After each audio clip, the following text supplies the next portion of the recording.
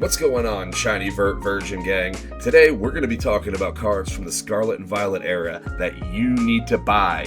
You need to have them in your collection right now. They're going to go to the moon, and there's nothing stopping them. And we're going to start with an absolute classic. Right here in my hand, I have Clive. And Clive. And Clive. And Clive, and Clive. You know why you need to buy those? Because they're in rare supply. I've cornered the market and I'm destroying them all. In all seriousness, I wanted to just make a little goofy video. I saw what a possum put out yesterday, and I agree with most of what he was saying. You really can't know which cards are just gonna explode at any given point, unless it's like, a Charizard, but it gave me an idea to just start the video off like this and do something a little different and go through some of the slabs I have. People have been asking for collection videos, so this is just a little start, some of the cool stuff I have, and I thought it might be interesting just to run through them and see what you guys think. Alright, first slab up, we got the Clive. Special illustration rare from Paldea and Fates. As much as Clive sucks as a character, this card is it. It really pops. It's got this crazy chibi art style and all the Team Star trainers with the Pokemon running around doing their thing. I don't know. I love it. As much as Clyde is a complete, goofball, this card is fantastic. And since we're talking cards that everyone must have in their collection as an investment, we got the No-Neck Charizard. Honestly, it's a pretty cool card. I'm not a huge 151 fan. I prefer the Japanese because of the Master Ball, but they did a great job with the starters and their whole evolution trees being connected cards. Up next, we have a full set of PSA 10 sequential Unigaba promos from Japan. These cards are just fantastic. I don't know what to say. I love them. The art's just different. It's not something you see all the time. It's got all the evolutions, so of course we gotta love them, right? But they're absolutely fantastic cards. I've actually given away 2 or 3 sets now, and this sequential set I'm not giving away. Up next, we have a card that is near and dear to my heart. We have this Ekans PSA 10 Master Ball from Japanese 151. And y'all know why we got that one, right?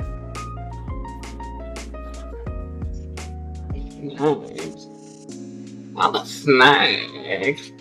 So this was actually pulled for me on one of Broly Pulls' live streams, and the dude said he was going to grade it for me because he thought it'd be hilarious because of, my snake meme that I constantly use. But it's great to have, just because it's a fun reminder of, good times. Alright, now we're getting into a little bit of Guardy action. We got the Guardy Sylveon GX from Night Unison. This is also a PSA 10. Y'all know I love Guardy, and the Guardy Sylveon cards from this and Unbroken Bonds are some of my favorite cards ever made. Of course, I want to keep adding to this collection of Guardies, and doesn't matter if they're slabbed or raw, but I absolutely love this card. After that, we have an EX Emerald era Guardy Hollow. This one's a 9. Not sure why it's a 9, but I'd have to crack the slab and risk getting an 8 back, I guess. But it's a great card. It's a regular hollow, but back then regular hollows meant something. So, continuing with the Gardevoir theme, we have the Gardevoir and Sylveon Alt Art GX from Unbroken Bonds. This was a gift for my birthday from Broly Pulls. Shout out to Broly, dude. If you're not subbed to him, go check him out. He's one of the great guys in this community.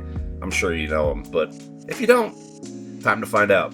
This one's in a CGC Gem Mint 9.5, which I believe I can send in to get relabeled in a 10. Regardless, I was chasing this on my birthday. I did pull it, but he was nice enough to send me one just in case I didn't.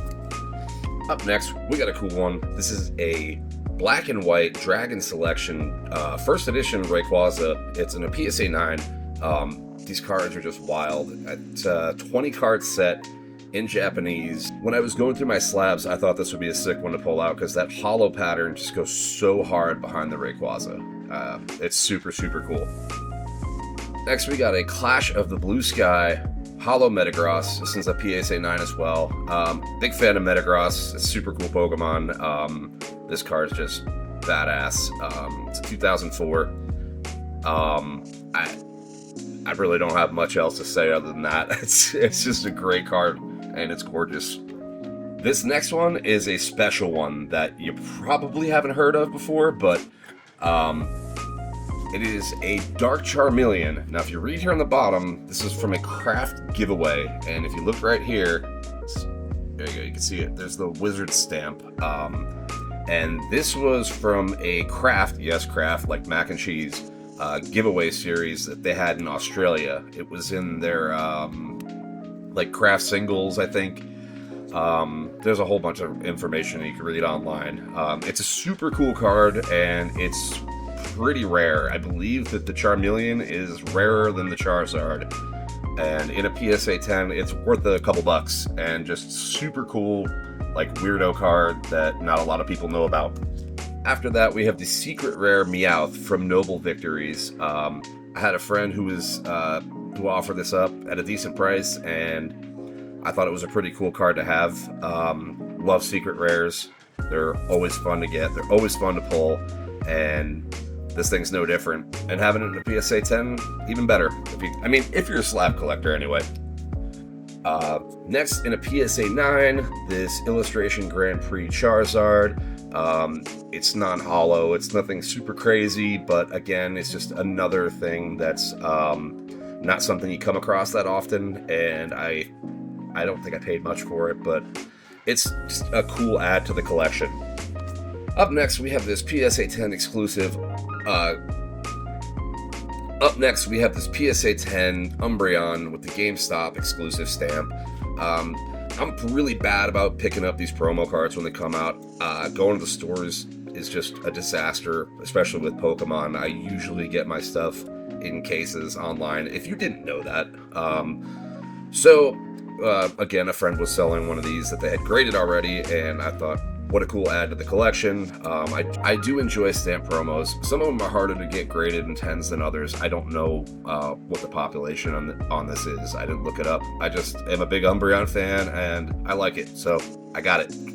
We have another exclusive stamp. This is a PSA 10 Bulbasaur with the 151 stamp on it. This was a Best Buy exclusive promo. It's just another cool stamp card. Somebody I knew was selling, so I thought, let's grab it. It's a Bulbasaur. It's number one. You know, nostalgia, right? This is one of my all-time favorite cards. Not because of the Pokemon necessarily, although Magneton's cool, I guess. I just think that shadow hits so hard, so I had to have one. So this is an interesting one. This is a Raikou Gold Star in a CGC 10. I actually won this in auction. I got a really good deal on it, and these legendary dog Gold Stars were actually stolen. So there is a lot more in circulation than other Gold Stars. So if you're a Gold Star collector or you want a really cool legendary dogs card, these can be found relatively cheap. I'm not saying they're going to be free, but if you know how much Gold Stars cost in general, these are your best bet if you just want to add something like this to your collection. Up next, we have this reverse hollow Flareon from Skyridge, and it's gorgeous. It's beautiful. I mean, the shine on it's just perfect, and these old school reverse hollows with all that foil are usually pretty hard to get in a PSA 10. I believe I got this out of one of the High Roller Vault City packs, and I'm super happy to have it in the collection. Alright, next we got a pair of pre-release hollows. These are both PSA 8s. We have the Aerodactyl from Fossil and the Rocket Gyarados. This one I actually bought just because of a Max Mofo video, and where he literally did a whole video just showing this card over and over and over again. I put this one in here because if you go to the pre-release event for Team Rocket, you could get this cool Team Rocket expansion Dark Gyarados pre-release. Dark pre-release Gyarados. That's a good one. Okay, Dark Gyarados pre-release. Dark Gyarados pre-release. Dark Gyarados pre-release. Dark Gyarados pre-release. If you don't know Max Mofo and you never watched him, he's definitely a good watch. He doesn't really do Pokemon anymore, but his old stuff is absolutely outrageous. And then I got the Aerodactyl. These are both PSA 8s. Not super high dollar cards, but they're also really cool just to have in the collection. So this one's just one I really like. This is a Shining Fates Lapras PSA 10. I really like Lapras. I really like shiny Pokemon, and this card's just gorgeous. So I grabbed one. Next, we have, in my opinion, one of the more underrated alternate arts in Sword and Shield is the Galarian Rapidash V from Chilling Reign.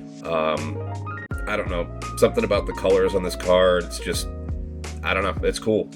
I imagine it's in the same forest as that Sleepy Mew, and I'm super happy to have one of these in my collection. Up next, we have a PSA 9 Japanese Neo Moonbryon. This is like the OG Moonbryon. So, technically, there's a chance for 2 Moon boobies? What are moon boobies? And if you just look at that shine and that sparkle on that card, it's gorgeous. Like, I don't know what else to say about it. It's just one of my favorite cards that I have. And I mean, I wish it was a 10, obviously, but I'll take it in a 9 all day. I'm just glad to have one. Yeah, this one's staying in the collection. After that, we have this PSA 9 Misty's Tentacruel. So this one came in one of the special trainer decks back in the day from like Japanese WotC stuff. There's a handful of them, one for each trainer. I actually helped somebody out trying to find some of these cards because they were trying to collect all the old stuff and they didn't know where these cards came from. They're special decks, they're each based on a trainer. They're super cool, and that guy just looks mean. Like, honestly, he just looks pissed. I love it. I love it. Up next, we have this Pop Series 3 Pichu Bros card. It's another odd one that not a lot of people know about. It's from 2006, and, you know, it's a Pop Series card. So it's non-holo, like they all are, and I don't know, it's just adorable. Not a lot else to say about it other than it's a cool random card to have in the collection.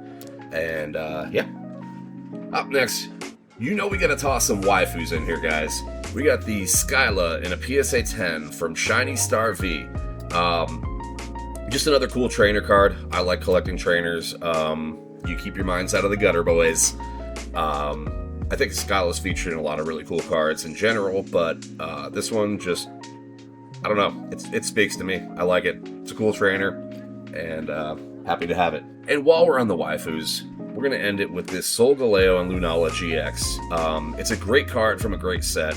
It's not super rare, it's not super expensive, but it's a really beautiful card. It's featuring Lily.